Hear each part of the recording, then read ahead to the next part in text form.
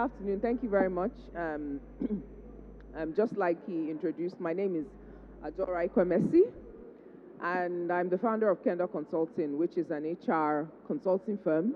We've been around since 2009, but we focus on learning and development solutions. Anyone in the HR space here? When I mean HR, like, I don't know. What do you do in HR? I hope you don't hire and fire people only. It's part of it, right? Yeah? Okay, so I don't know. Where is everyone from? Just to make it engaging. Two truths and one lie. Can I do my own? Yes. Can I do my two truths and one lie? Yes. Okay, please. fine. Okay, so number one, I ride a motorcycle. Number two, I play the saxophone. Number three, I have two children. Two truths and one lie. Can you guess my lie? Okay. I don't know which one is the lie. I mean, someone is looking at me and already assessing. This one cannot ride motorcycle. Okay, so who's going to say what's the two truths and one lie? Anyone? Any takers?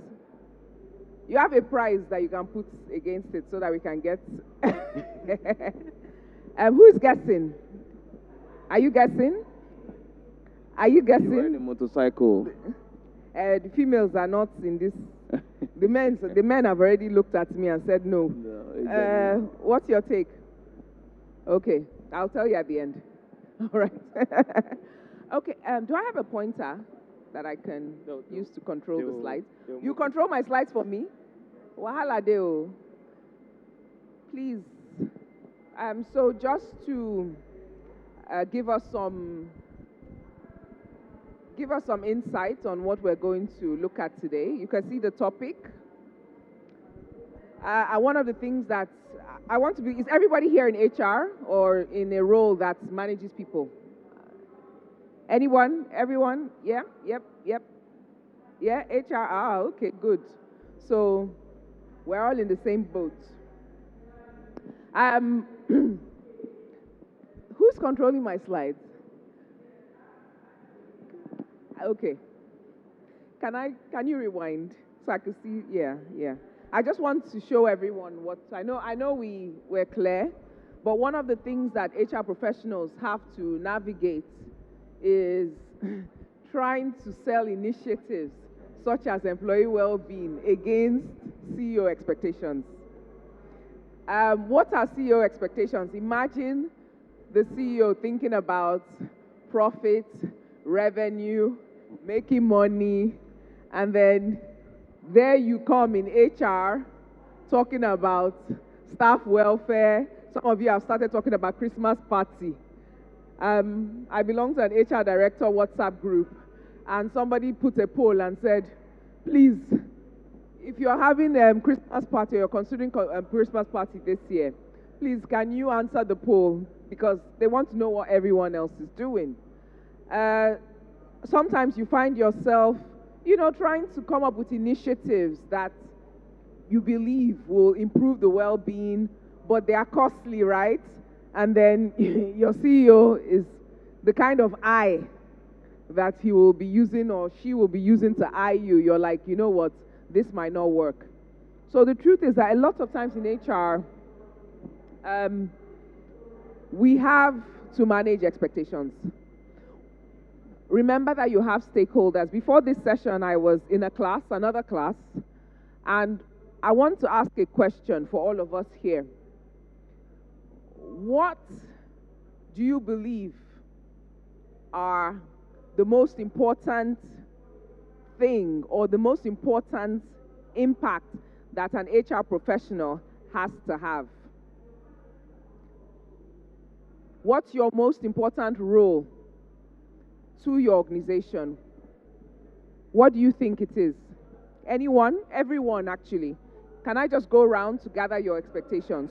What must you do for your organization to be successful as an HR practitioner?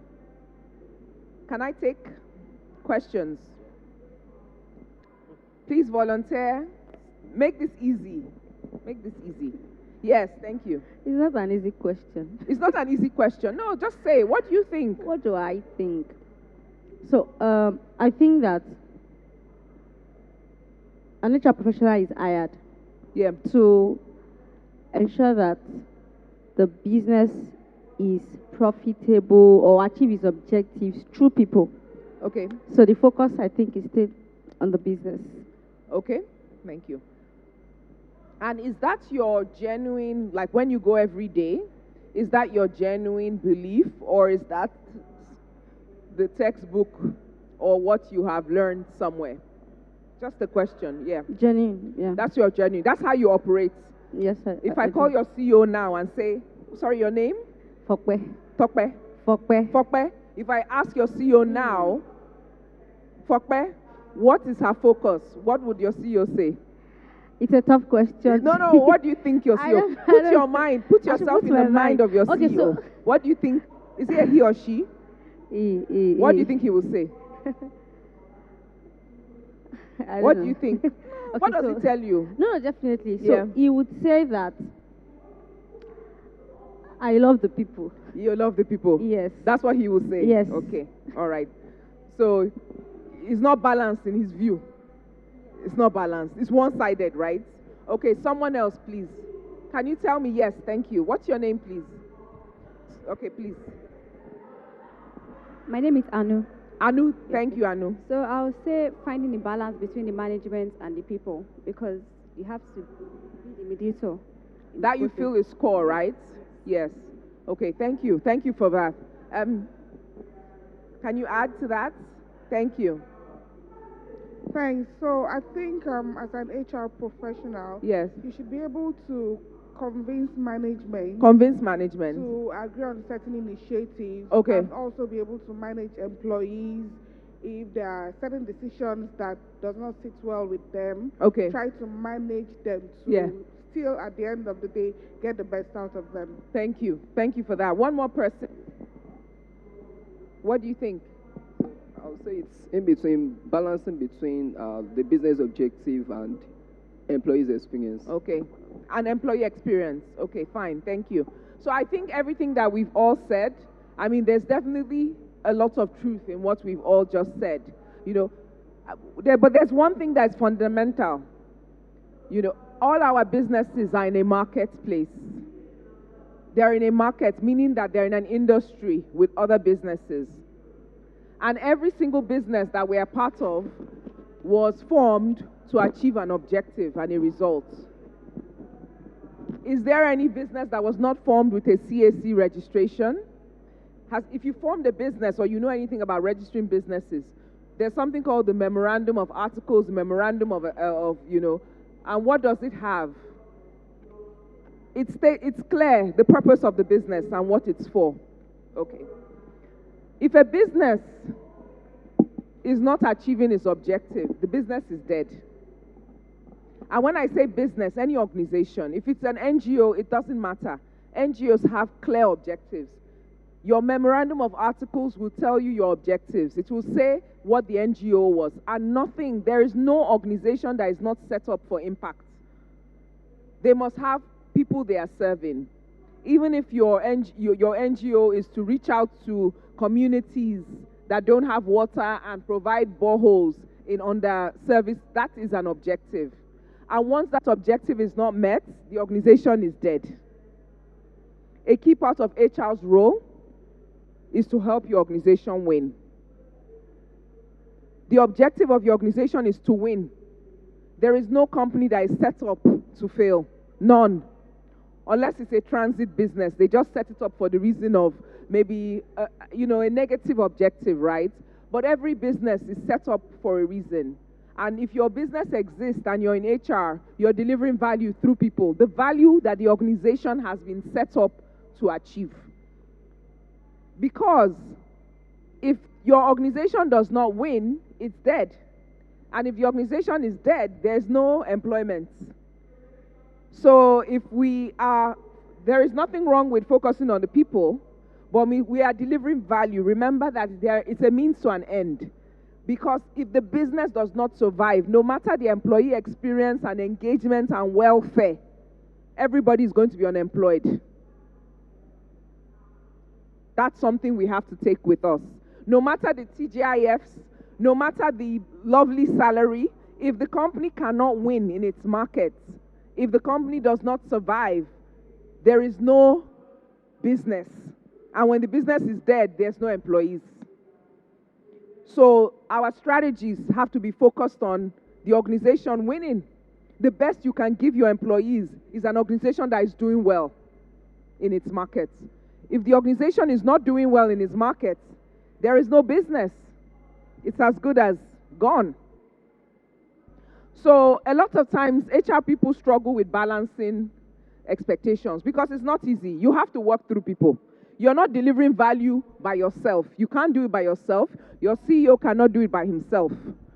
You need to deliver value through people because people are your means to an end, unless you have an organization that is run by robots.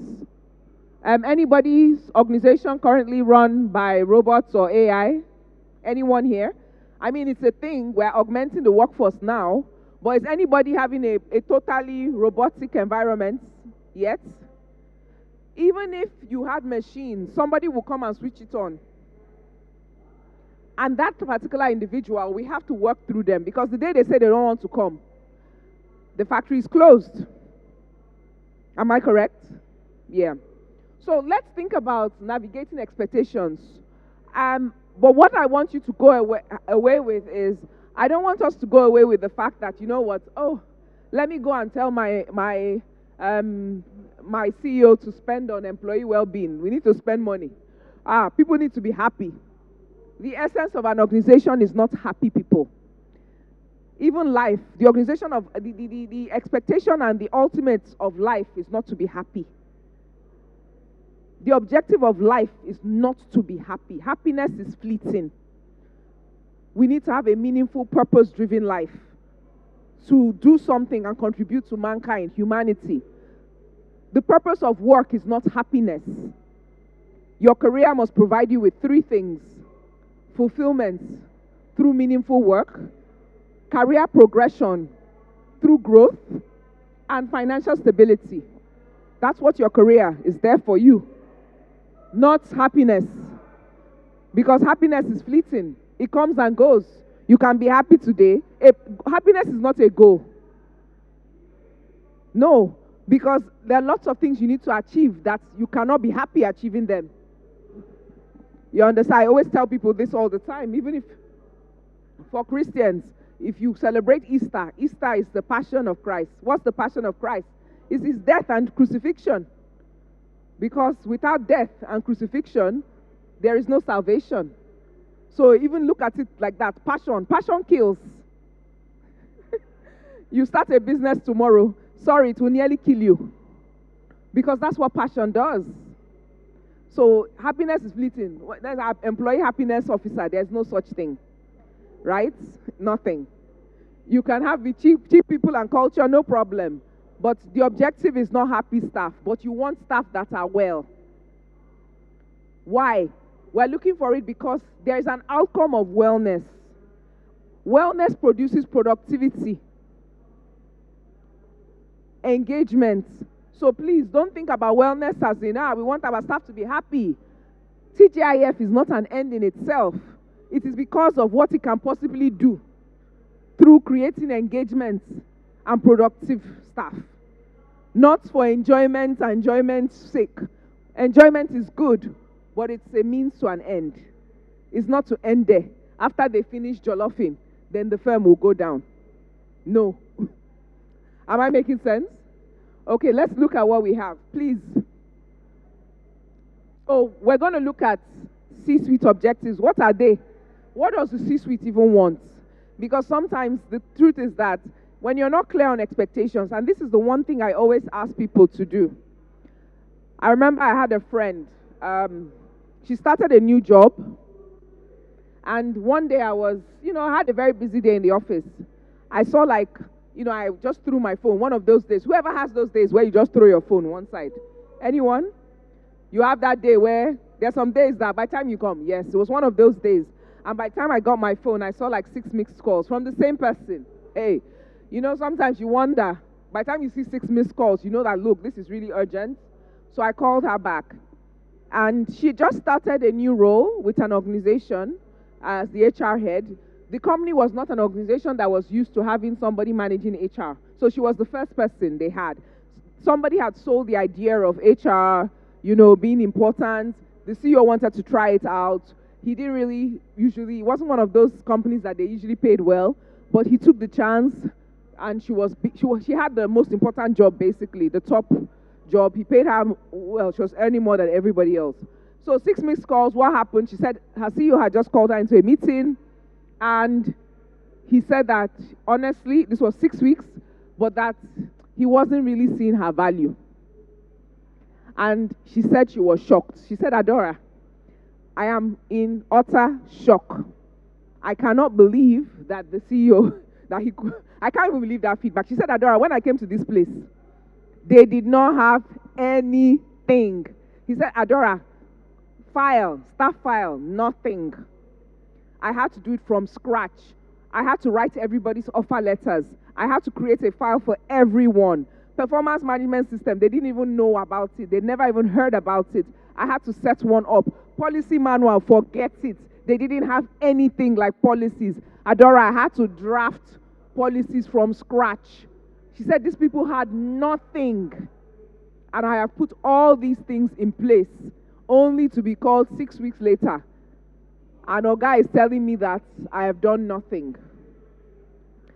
And honestly, I paused. And I said to her, you've been there for 6 weeks. Have you asked your CEO what is keeping him awake at night? Where are his shoes pinching? What is his number one priority? What does success look like? If there's one thing you want me to achieve for you, what is it? What will it be? She said, Adora, I can't lie to you. Honestly, I didn't think of that. She said, I have been walking. I said, you have been running in the wrong direction. You've been very busy doing the wrong thing. You're busy, but you've been doing the wrong thing. And so you're just as exasperated, you're exhausted, but there's no result because you were not focusing on strategic. All this time, every time they say the HR function is not being strategic, all they mean is that you're busy. You're a busy bee. You're not focusing on the right thing. Strategy is business objectives. The CEO determines the business objectives, not you. Not your HR practice of putting policy, structure. Those things are good, but what is your CEO trying to achieve? That's best. One is important, the other one is important. You're busy. Is it Martha and Mary? People come to your house. I'm sorry, my mom is like that. Every time you come and visit her, you never see her. She's up and about. She won't sit down. She will go into the kitchen and start making food for you, the person you came to visit. And then by the time you only have 2 hours, she spends 1 hour, 55 minutes in the kitchen. And then she spends 5 minutes with you and you have to go because she's scurrying. That gives her fulfillment, but you miss it. It's the same thing. You are busy. We appreciate you, but you're doing the wrong things. You're not doing what is important to me. I have plans, but you're not working. You're not my partner. Because partnership is about working together. When we say HR as a business partner, for you to be a business partner, you must partner with the business. Meaning you have business acumen, you understand the business objectives, and you are working. When we are partners, what does a partner? We're on the same, we're partners, we're buddies. We're going in the same direction. So, what are CEO's expectations? And that's what happened to my friend. Well, unfortunately, I wish I could have told you that there was a good ending. No, it didn't end well.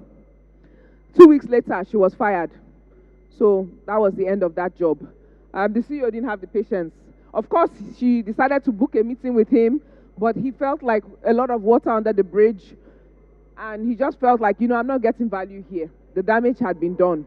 Now, that might seem radical. I probably won't take that approach, but these are the things that happen in real life. She was working on the wrong things. She didn't ask the right questions. She thought she just had to start work without, having critical conversations. So we need to understand C-suite objectives.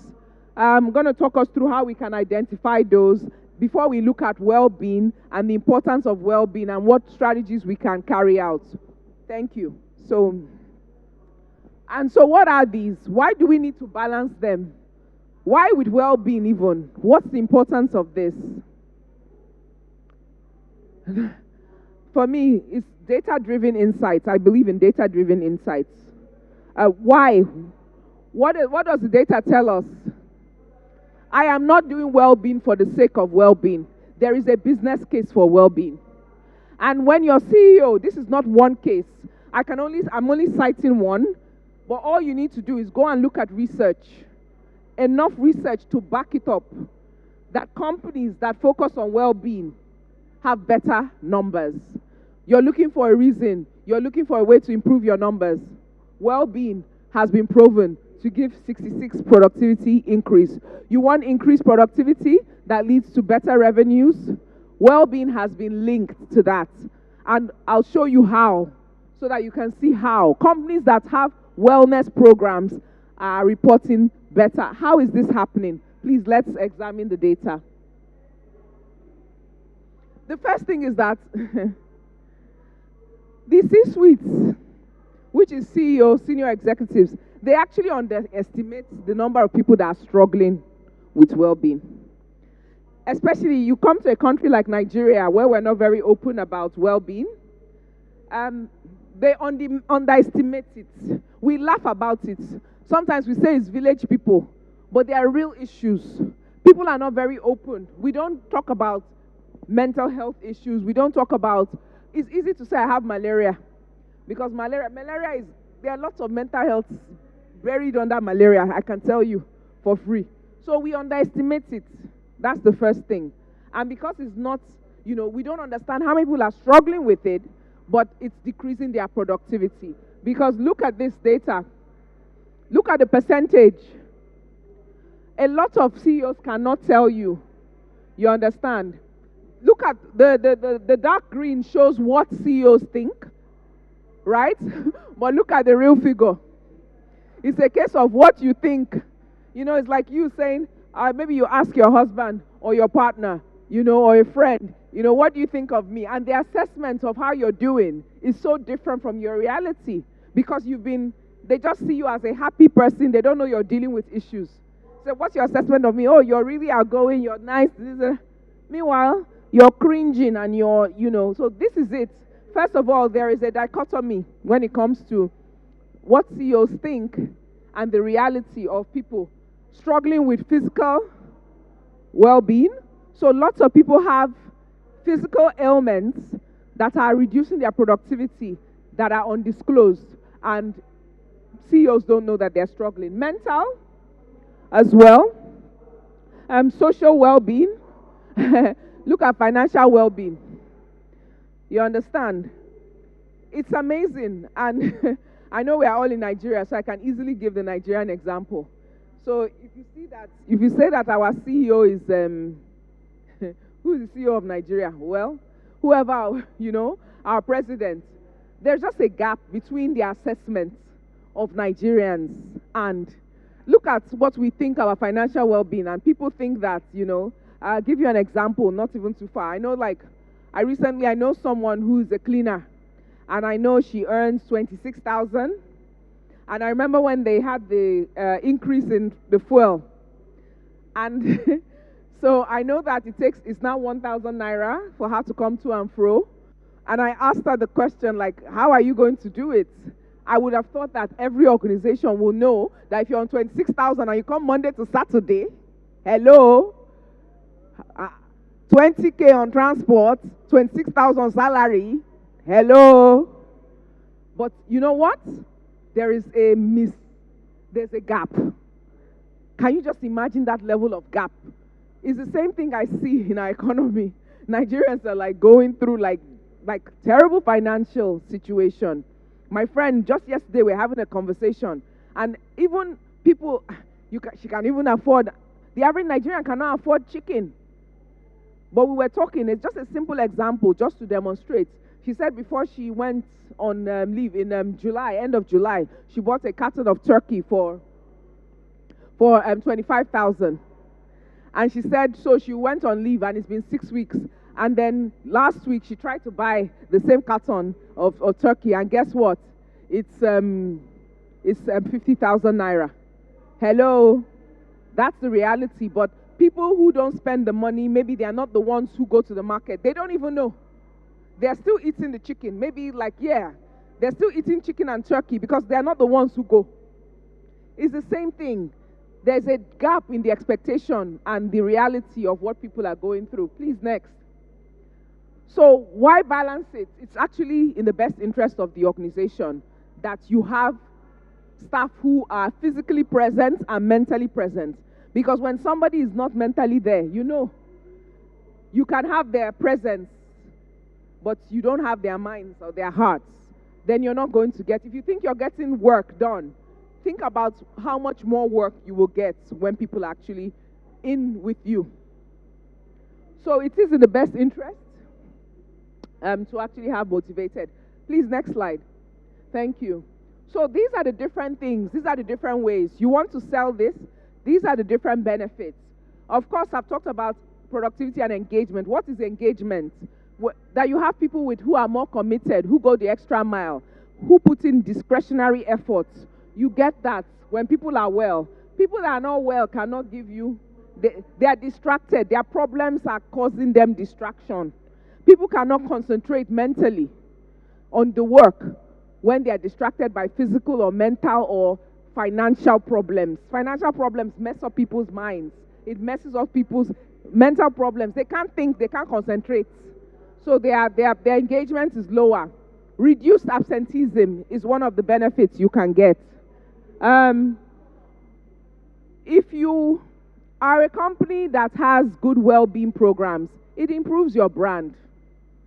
People want to work for you. It becomes easier to even recruit people because you have a reputation of taking care of people. When I mean taking care of people being, well.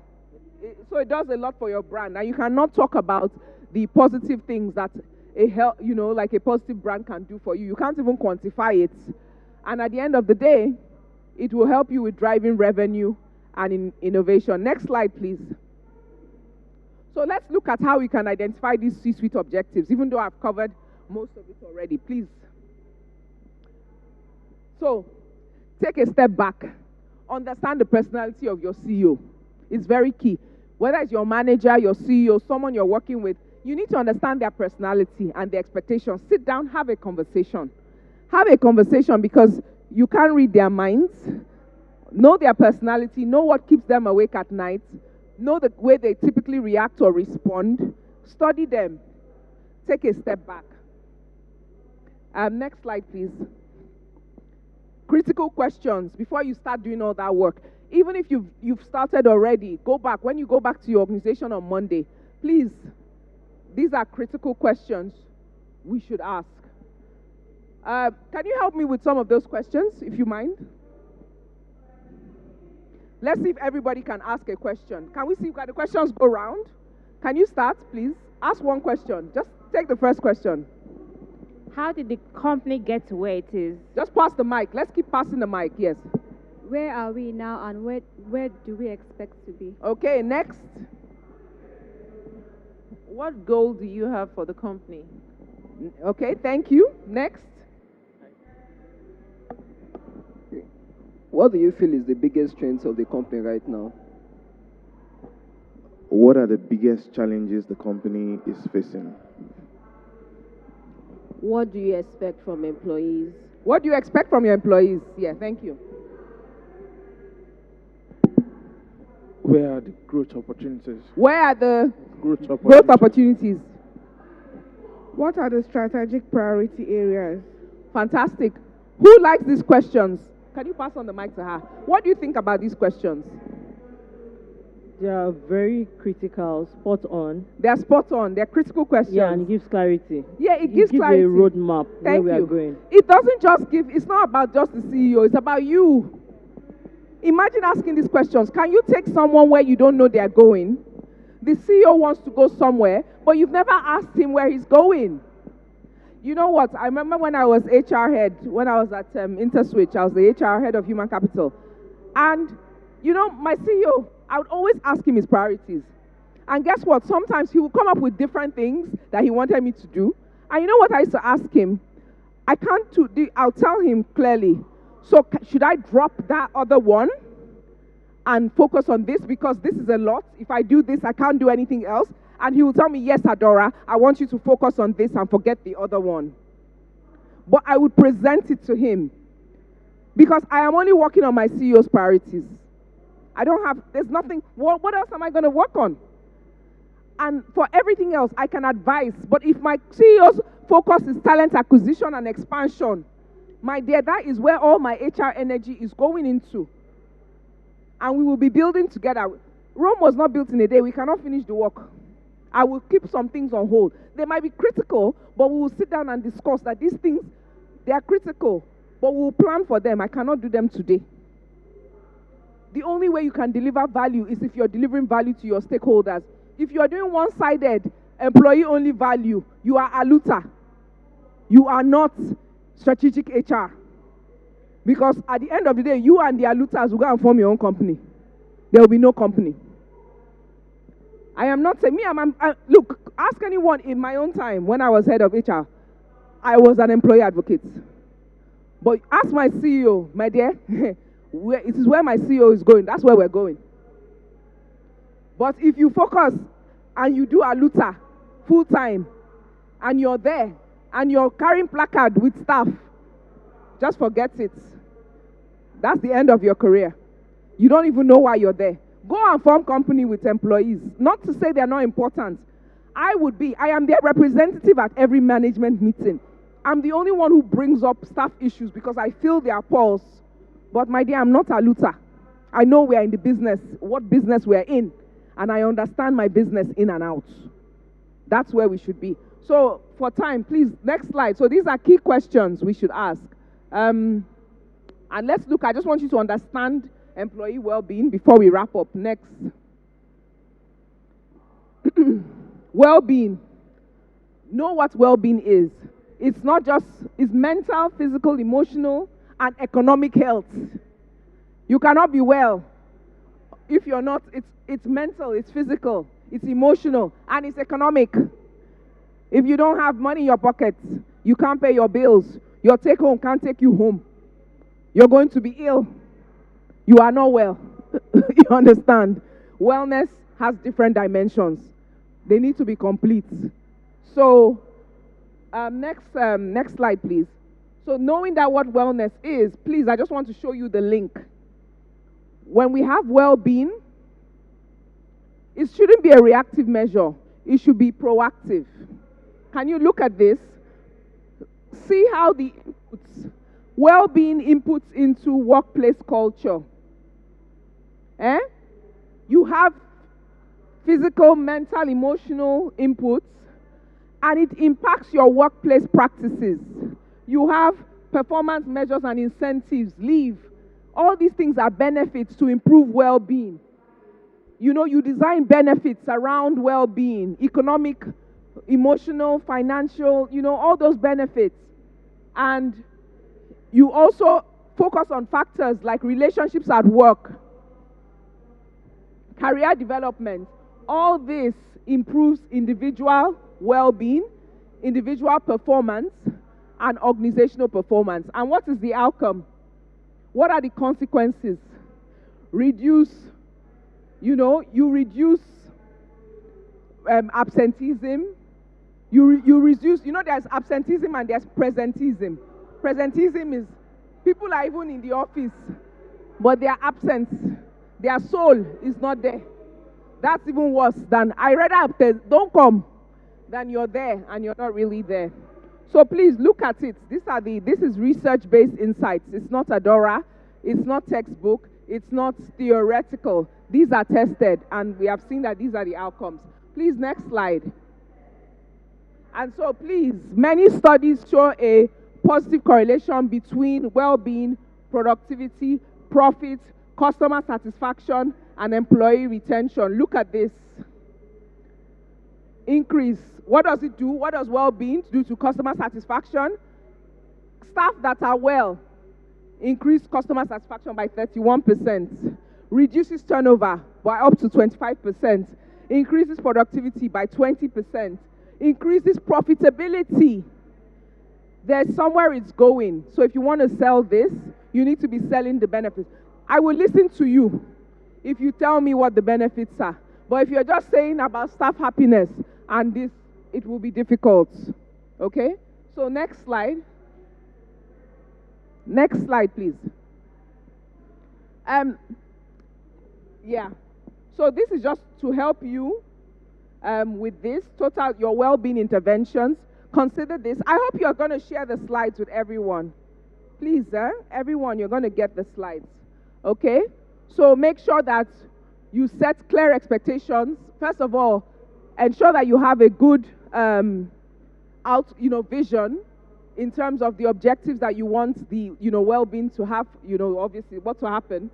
You can introduce employee assistance programs. Anyone heard of employee assistance program?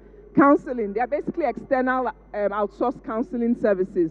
Your employees can call a number to receive like mental health or emotional counseling sessions and things like that. So all these programs, understand, use your data. Please don't just go and say, I want to have a well-being program, or I want to do an employee assistance program. Please use employee data. Find out, do a survey first. Find out your wellness issues, or whether if you don't even have them, find out how you can maintain the current status quo. But if you do a survey so that it can be data-driven insights. Next slide, please. And just end with strategies. Can we look at next slide? Right? So it's a balancing act. Please balance your expectations. Balance, how do we balance performance and well-being? Ensure that we have a match between employee expectations and organizational expectations. Think less about authority. Authority may come on the leadership side, but think about collaboration. Partner with employees. They are your stakeholders. Find out what the expectations, collaborate, management expectations. Think collaboration rather than authority.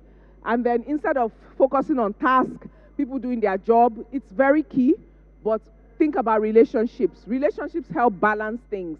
If there are good relationships between managers and employees, it goes a long, long, long way. Okay, so I think I've already sold this, but make sure that you focus on building relationships with your management, your CEO. Present a business case. I've given you the insights. I've given you research that you can look at. Communicate clearly. Enforce boundaries.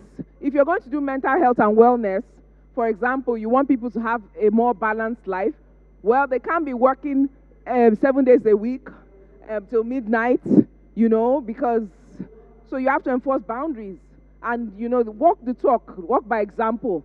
If if you can't be saying people should have work-life balance and you're always sending them email at 1 a.m., how is it going to happen? You don't want to help them, so boundaries are important. And then, of course, last but not least, make employees feel valued. So that's pretty much what I have to share. I hope you learned a thing or two, and I will be happy to answer any questions that you may have. Thank you very much for listening. Thank you. Thank you. Questions? Thank you. Yeah, thank you. Hi. Thank you very much. Yeah, good afternoon. Okay, my name is Ojulari Brian Folonsho. Sorry? My name is Ojulari Brian Folonsho.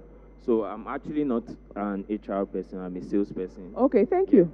It's good. So I'm actually here just to listen and... Yeah. So I have a question, and it has always been my observation and all. Yeah. do HR really know or need to know what the company is offering? Yeah. They do. Yes, they do. I've worked with several HRs, Yeah. and during the process of interview, they don't even know what the company offerings are. Yeah. So, and that boils down to my knowledge that Yeah.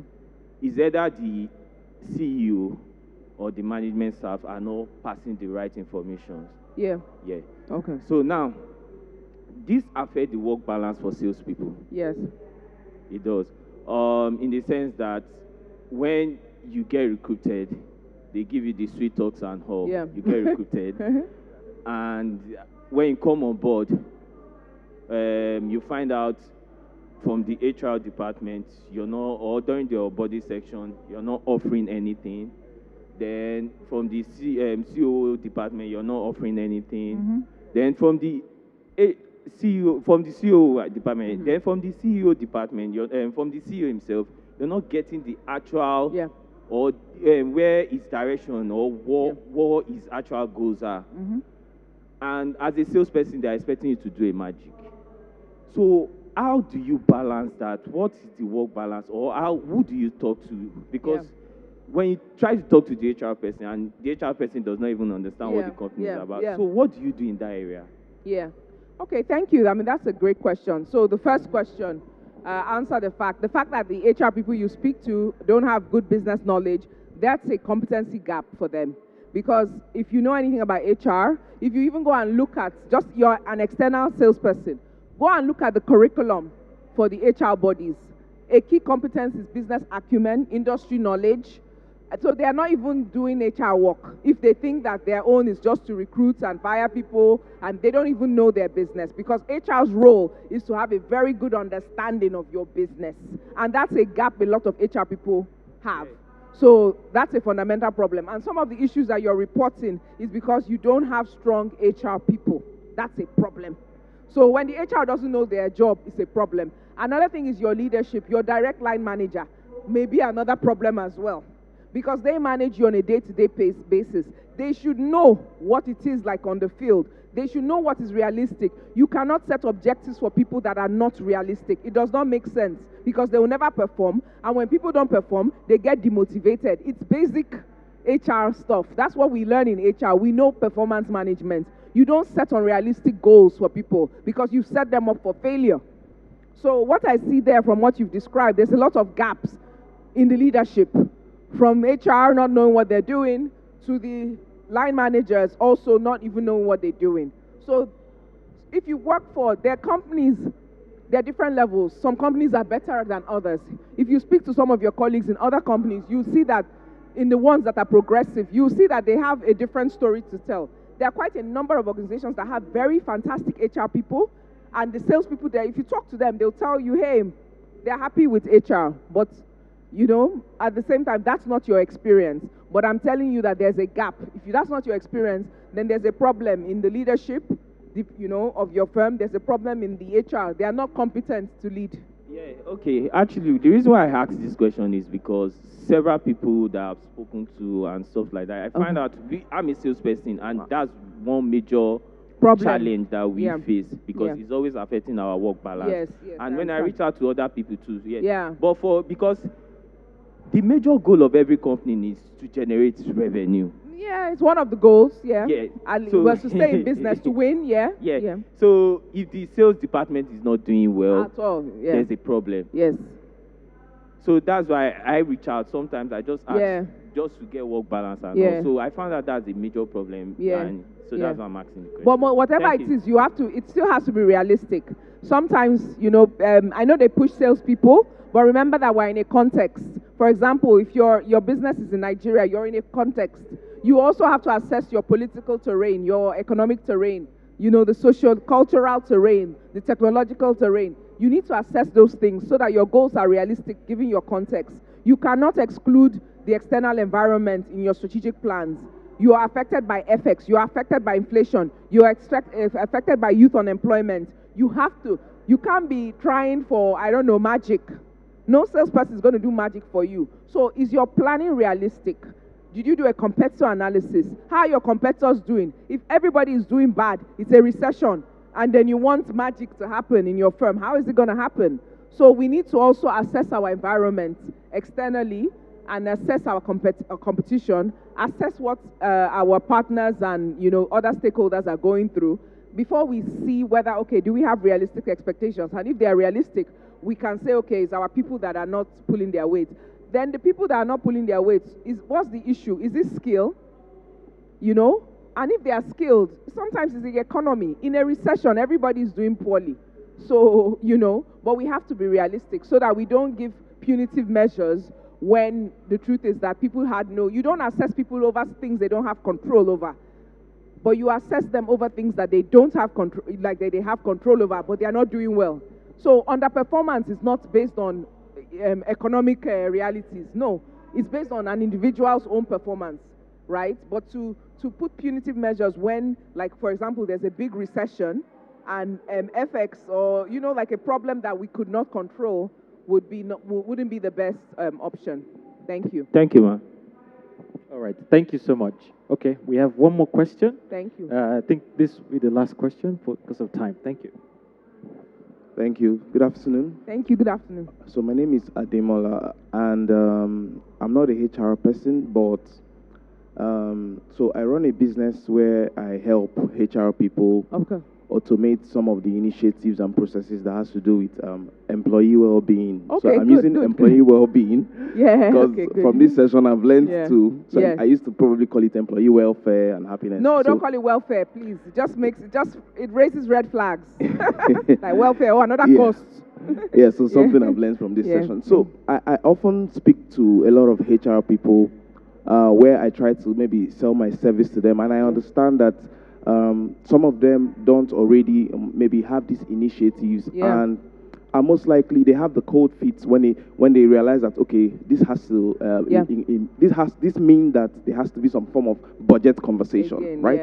So how do HR people, how would they gain that confidence to approach these C-suite executives to talk about employee well-being when it has to do with the aspect of maybe a budget approval or something that has to, how do they make that conversation where they know that money is going to be involved at the end of the day, if it is not already part of their budget? Yeah, thank you very much. You have to make a business case.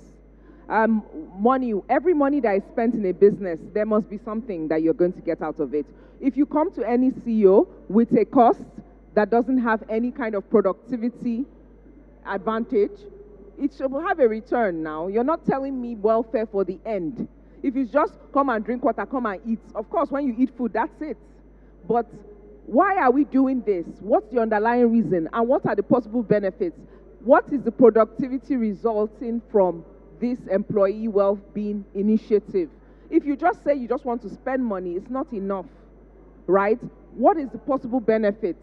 Can you show ROI, which is return on investment? If you can show that, it's an easier sell. But if you're just coming to say, you know what, buy this again, how has this been helping us? You understand? You need to sit down and ask yourself that critical question, because it is easier to sell it and for someone to put it in their budget, knowing that it fulfills another ultimate objective. But if you can't see the link, and that's why the slides I provided show the link. It shows the link. So if you see the link between your cost and your spend and productivity and revenue, then even if it's turnover, whatever productivity metrics, you can show a link from that initiative. It's an easier sell. But if it's just another, give your employees, no. How? Show me how it links to less sick days, better retention rates. Show me how it links to employee engagement. Show me. If you can show me that figure, it's easy to show them the research, because there's billions of research showing that 20% productivity increased, there's so many factors. So if you can show that, then it will be better. Thank you. Thank you so much, Adora. And I think, let me cheat a little bit here. I said that was the last question, but I have a question myself. Oh, no problem. Okay. Thank you. So I think in the context of, the session spoke to me personally. Yes. And in the context of startups where goals, objectives keep changing. So the objective of today It's not the objective of 2 months' time or 6 months' time. And as a manager, I always feel somehow coming to meet my team like, oh, okay, this was what I told you to focus before, but now this is where we are going to. And in startups, it happens like that. And you have to move fast. So how do you manage that balance between the employees who are feeling like, are you sure what's going on, right? So I mean, one of the things that startups faces is volatility, but it's also a benefit being able to be nimble, because you can change and pivot very quickly. Imagine organizations that are big, they can't even change. They have to follow through a strategy, even when they're seeing the signs that it's not working. I think sometimes, first of all, it's people understanding that this is a startup. If you look in the space, there's what we call startup culture. Startup culture is very different from established business. So you might have to think, the kind of people I have on my team, you have to sensitize them. There are conversations. If you tell people beforehand that these are the kind of things that happen in this environment, I think you will manage their expectations.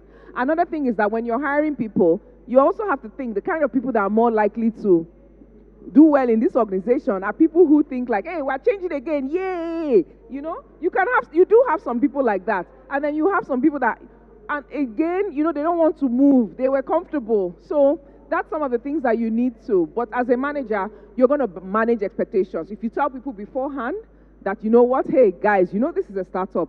We're nimble. That's part of our advantages. We're going to try our best. But if it's not working, we need to shift gear. We need communication. There is no such thing as over-communicating. When you communicate, you manage people's expectations. And a lot of times, the issue is communication. I didn't know. And then some people will need hand-holding. People just need to know what is happening, why it's happening. If you communicate, hey, it's not your fault. You're just, you're just moving. Basically, you're just trying to achieve goals. You're trying to survive. So, hey, it's not wrong. As long as you communicate, that's what I would say. All right. Thank you so much. Please, everyone, a round of applause for Adora. Thank you. This is a really, really, really insightful and very, very, very interesting session. Thank you so much. Thank you very much.